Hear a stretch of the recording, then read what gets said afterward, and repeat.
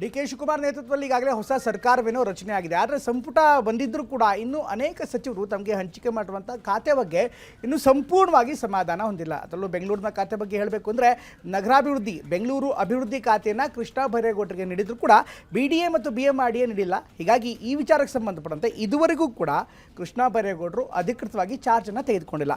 ಇದರ ಜೊತೆಗೆ ಮುನಿಯಪ್ಪನವರು ಕೂಡ ಕೆಲ ದಿನಗಳಿಂದ ನನ್ನ ಸೀನಿಯಾರಿಟಿ ಮೇಂಟೈನ್ ಆಗ್ತಾ ಇಲ್ಲ, ನನಗೆ ಸರಿಯಾದಂಥ ರೀತಿಯಲ್ಲಿ ಖಾತೆ ನೀಡಿಲ್ಲ ಅಂತ ಪದೇ ಪದೇ ಹೇಳಿಕೆಯನ್ನು ಕೊಡ್ತಾ ಇದ್ರು. ಇವತ್ತು ರಾಹುಲ್ ಗಾಂಧಿಯನ್ನು ಮತ್ತೊಮ್ಮೆ ಭೇಟಿ ಮಾಡಿರೋದಾಗಿ ಅಥವಾ ಮುನಿಯಪ್ಪನವರೇ ಮಾಧ್ಯಮಕ್ಕೆ ಹೇಳ್ಕೊಂಡಿದ್ದಾರೆ. ಹೀಗಾಗಿ ಡಿ.ಕೆ. ಶಿವಕುಮಾರ್ ಸಂಪುಟದಲ್ಲಿ ಈ ಸಚಿವರ ಖಾತೆ ಹಂಚಿಕೆ ಖ್ಯಾತೆ ಮಾತ್ರ ಇನ್ನೂ ಕೂಡ ಮುಂದುವರಿತಾ ಇದೆ.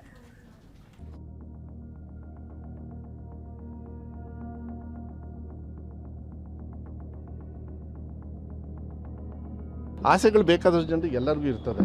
ಬಡವರಿಗೆ ಕೆಲಸ ಮಾಡೋದು ಕೊಡಬೇಕು ಅಂತ ಕೇಳಿದ್ದೀನಿ. ಡಿ.ಕೆ. ಶಿವಕುಮಾರ್ ಭೇಟಿ ಆಗಿದ್ದಾರೆ ಸರ್. ಬರೀ ಕಾಂಗ್ರೆಸ್ ಮೇಲೆ ಪರಿಣಾಮ ಆಗಲ್ಲ, ರಾಜ್ಯದ ಆಡಳಿತದ ಮೇಲೆ ಪರಿಣಾಮ ಆಗ್ತವೆ. ಬೆಂಗಳೂರು ನಾನು ಕೇಳೋಕ್ಕೂ ಹೋಗೋದಿಲ್ಲ. ತಿರುಗಿ ಕೊಡ್ತೀನಿ ಅಂದ್ರೂ ಕೂಡ ನನಗೆ ಬೇಡ. ನೋಡೋಣ, ಒಬ್ಬೊಬ್ರಿಗೆ ಒಂದೊಂದು ಥರ ಕಾಯಿಲೆ ಇರ್ತದೆ. ಯಾರ್ಯಾರಿಗೆ ಯಾವ್ಯಾವ ಕಾಯಿಲೆ ಇದೆಯೋ, ಏನೇನು ಔಷಧಿಗಳು ಬರ್ತವೋ ನೋಡೋಣ ಮುಂದೆ.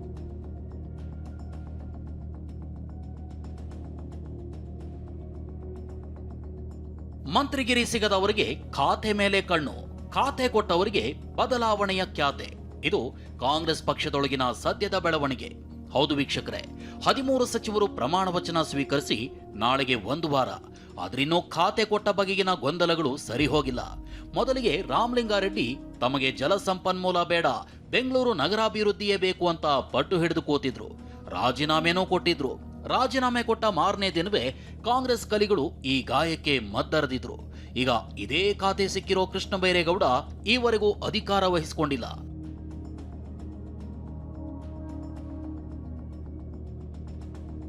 ವಿಷಯ ಏನು ಅಂದ್ರೆ, ಸಿದ್ದರಾಮಯ್ಯರ ಅವಧಿಯಲ್ಲಿ ಕೃಷ್ಣ ಬೈರೇಗೌಡರಿಗೆ ಕಂದಾಯ ಇಲಾಖೆ ನೀಡಲಾಗಿತ್ತು.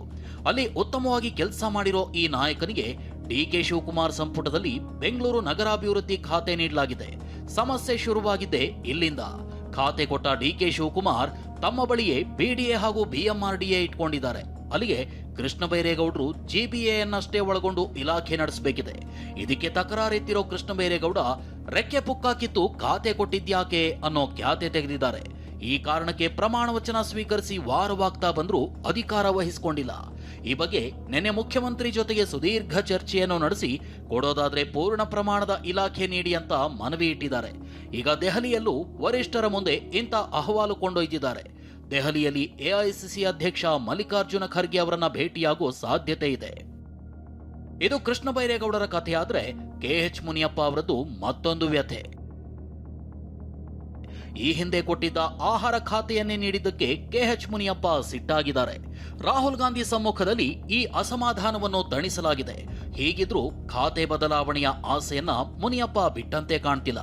ಬೇರೆ ಇಲಾಖೆ ನೀಡುವಂತೆ ವರಿಷ್ಠರು ಸಿಎಂ ಡಿ.ಕೆ. ಶಿವಕುಮಾರ್ ಹಾಗೂ ಕೆಪಿಸಿಸಿ ಅಧ್ಯಕ್ಷ ಹರಿಪ್ರಸಾದ್ರನ್ನ ಮನವಿ ಮಾಡಿದ್ದಾರಂತೆ.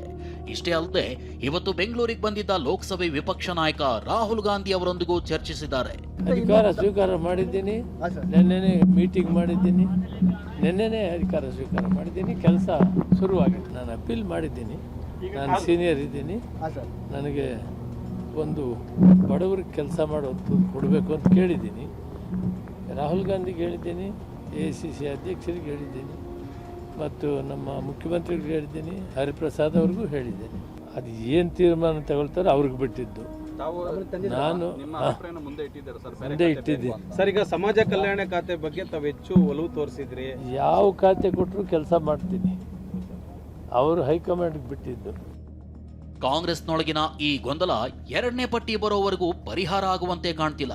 ಈ ಬಗ್ಗೆ ಪ್ರತಿಕ್ರಿಯಿಸಿರೋ ಕಾಂಗ್ರೆಸ್ ನಾಯಕರು ಹೈಕಮಾಂಡ್ ಬಗೆಹರಿಸುತ್ತೆ ಅನ್ನೋ ವಿಶ್ವಾಸದಲ್ಲಿದ್ದಾರೆ. ಆದರೆ ಮಾಜಿ ಸಚಿವ KN ರಾಜಣ್ಣ ಮಾತ್ರ ತುಸು ಭಿನ್ನವಾಗಿ ಮಾತನಾಡಿದ್ದು, ಒಬ್ಬೊಬ್ಬರಿಗೂ ಒಂದೊಂದು ಕಾಯಿಲೆ ಅಂತ ಅಸಮಾಧಾನಕ್ಕೆ ಹೆಸರಿಟ್ಟಿದ್ದಾರೆ. ಆಸೆಗಳು ಬೇಕಾದಷ್ಟು ಜನರಿಗೆ ಎಲ್ಲರಿಗೂ ಇರ್ತದೆ. ಆದರೆ ಅದಾಗಲಿಲ್ಲ ಅಂದಾಗ ಹೈಕಮಾಂಡ್ ಅವ್ರ ತೀರ್ಮಾನಕ್ಕೆ ನಾವೆಲ್ಲ ತಲೆ ಬಾಗ್ತಕ್ಕಂಥ ಕೆಲಸವನ್ನು ಅದು ನೋಡೋಣ. ಒಬ್ಬೊಬ್ರಿಗೆ ಒಂದೊಂದು ಥರ ಕಾಯಿಲೆ ಇರ್ತದೆ. ಯಾರ್ಯಾರಿಗೆ ಯಾವ್ಯಾವ ಕಾಯಿಲೆ ಇದೆಯೋ, ಏನೇನು ಔಷಧಿಗಳು ಬರ್ತವೋ ನೋಡೋಣ ಮುಂದೆ. ಮಾನ್ಯ ಮುಖ್ಯಮಂತ್ರಿಗಳು ಮತ್ತು ಕಾಂಗ್ರೆಸ್ ವರಿಷ್ಠ ನಾಯಕರು ತೀರ್ಮಾನ ಮಾಡಿನೇ ಖಾತೆಗಳನ್ನು ಹಂಚಿದ್ದಾರೆ. ಅದು ಏನು ರಾಮಲಿಂಗಾರೆಡ್ಡಿ ಅವ್ರ ಇಶ್ಯೂ ಈಗಾಗಲೇ ಬಗೆಹರಿದಿದೆ. ಹಾಗಾಗಿ ಯಾವುದೇ ಇಶ್ಯೂ ಇರಲ್ಲ ನೋಡಿ. ಯಾವುದೇ ಸರ್ಕಾರ ಆದಾಗ ಸ್ವಲ್ಪ ಜನರ ಆಕಾಂಕ್ಷೆ ಇರ್ತದೆ, ಅದನ್ನು ನಮ್ಮ ನಾಯಕರು ಅದನ್ನು ಬಗೆಹರಿಸ್ತಾರೆ, ಇದರಲ್ಲಿ ಏನೂ ಗೊಂದಲ ಇಲ್ಲ ಅಂತಕ್ಕಂಥ ನನ್ನ ಭಾವನೆ. ಆದರೆ ಬಿಜೆಪಿ ನಾಯಕರು ಗೊಂದಲದಿಂದ ಆಡಳಿತದ ಮೇಲೆ ಪರಿಣಾಮ ಬೀರಲಿದೆ ಅಂತಿದ್ದಾರೆ. ಖ್ಯಾತೆಯನ್ನ ಸರಿಪಡಿಸಬೇಕಾಗಿರೋ ಜವಾಬ್ದಾರಿ ಅದು ಮುಖ್ಯಮಂತ್ರಿಗಳದ್ದು ಮತ್ತು ಕಾಂಗ್ರೆಸ್ಸಿಗರದ್ದು. ಯಾಕೆ ಅಂದ್ರೆ ಇದರಿಂದ ಅಡ್ಡ ಪರಿಣಾಮಗಳಾಗ್ತವೆ. ಬರೀ ಕಾಂಗ್ರೆಸ್ ಮೇಲೆ ಪರಿಣಾಮ ಆಗಲ್ಲ, ರಾಜ್ಯದ ಆಡಳಿತದ ಮೇಲೆ ಪರಿಣಾಮ ಆಗ್ತವೆ. ಇನ್ನು ಸಚಿವರ 2ನೇ ಪಟ್ಟಿ ಮೇಲೆ ಶಾಸಕರ ಕಣ್ಣು ಬಿದ್ದಿದೆ. ತಮಗೊಂದು ಅವಕಾಶ ಸಿಗಲಿ ಅಂತ ಶಾಸಕರು ತಮ್ಮ ಪಕ್ಷದ ನಾಯಕರಲ್ಲಿ ಲಾಬಿ ಶುರು ಮಾಡಿದ್ದಾರೆ. ತುಮಕೂರಿನಲ್ಲಿ 3 ನಡುವೆ ಪೈಪೋಟಿ ಶುರುವಾಗಿದೆ. ಅಜ್ಜಯ್ಯನ ಮಠದಲ್ಲಿ ಡಿಕೆಶಿ ಎದುರು ಷಡಾಕ್ಷರಿ ಸಚಿವ ಸ್ಥಾನದ ಆಸೆ ತೋಡ್ಕೊಂಡಿದ್ರೆ ಟಿಬಿ ಜಯಚಂದ್ರ ನಾನು ಡಿಕೆ ರಾಮ ಲಕ್ಷ್ಮಣರಿದ್ದಂತೆ ಅಂತಿದ್ದಾರೆ. ಮತ್ತೊಂದು ಕಡೆ ರಾಜಣ್ಣಗೆ ಟಿಕೆಟ್ ಕೊಡಿಸಲು ಡಿಸಿಎಂ ಕಸರತ್ತು ನಡೆಸಿದ್ದಾರೆ. ಇನ್ನು ರಾಘವೇಂದ್ರ ಹಿಟ್ನಾಳ್ಗೆ ಮಂತ್ರಿ ಸ್ಥಾನ ನೀಡುವಂತೆ ಹಿಟ್ನಾಳ್ ಬೆಂಬಲಿಗರು ಸಿದ್ದರಾಮಯ್ಯ ನಿವಾಸಕ್ಕೆ ಬಂದಿದ್ರು. ಕಾವೇರಿ ನಿವಾಸದ ಮುಂಭಾಗ 100ಕ್ಕೂ ಹೆಚ್ಚು ಜನ ಜಮಾಯಿಸಿದ್ರು. ಈ ವೇಳೆ ಸಚಿವ ಯತೀಂದ್ರ ಸಿದ್ದರಾಮಯ್ಯನವರು ಹಿಟ್ನಾಳ್ ಪರ ಯತ್ನ ಮಾಡೋದಾಗಿ ಭರವಸೆ ಕೊಟ್ರು. ಯಾದಗಿರಿ ನಗರದಲ್ಲಿ ಮುಸ್ಲಿಂ ಹಕ್ಕುಗಳ ಒಕ್ಕೂಟ ಜಮೀರ್ ಅಹಮದ್ ಪರ ಪ್ರತಿಭಟನೆ ನಡೆಸಿದೆ. ಡಿಸಿಎಂ ಹಾಗೂ ಸಚಿವ ಸ್ಥಾನವನ್ನ ಜಮೀರ್ಗೆ ನೀಡಬೇಕು ಅಂತ ಆಗ್ರಹಿಸಿದ್ರು. ಈ ಎಲ್ಲಾ ಖ್ಯಾತೆ ಹಾಗೂ ಆಗ್ರಹಗಳ ನಡುವೆ ನಾಳೆ ಮುಖ್ಯಮಂತ್ರಿ ಡಿಕೆ ಶಿವಕುಮಾರ್ ದೆಹಲಿಗೆ ತೆರಳಲಿದ್ದಾರೆ.